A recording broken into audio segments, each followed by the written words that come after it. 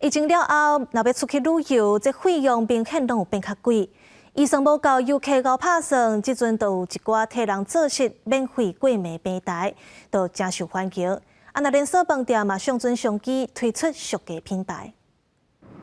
美国平面设计师史密斯过去一年有8个月伫世界各地旅行，顽固工作，同时探索世界，行遍法国、摩洛哥、日本甲韩国。最近去的所在是泰国。长时间旅行上省钱的方式，就是找免钱住的所在。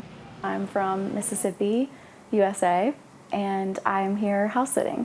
因为厝主旅游菜变少，甚至照顾宠物来交换大所在。因为疫情了后，无论 Airbnb 一日的短租房，或者是旅馆这传统选择，拢贵2-3成以上，互旅行人找更较俗的替代方案。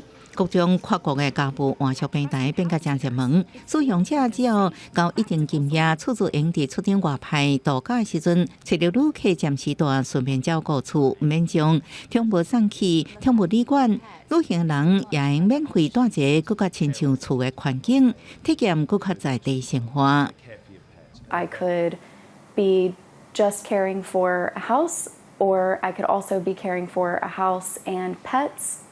And plants, or any variation in between. 美国一个换宿平台，今年第一季会员数同比增加77%，交换次数增加6成以上。史密斯讲，那以每一晚130块美金，差不多4000新台币的旅馆费来算，这一年家己靠拼算换宿，保守估计已经省30多万新台币大钱。伫东南亚物价较低所在省较少，伫法国、日本高物价所在省搁较济。I love the freedom and the flexibility that it allows me. I especially love the extra money in my bank account.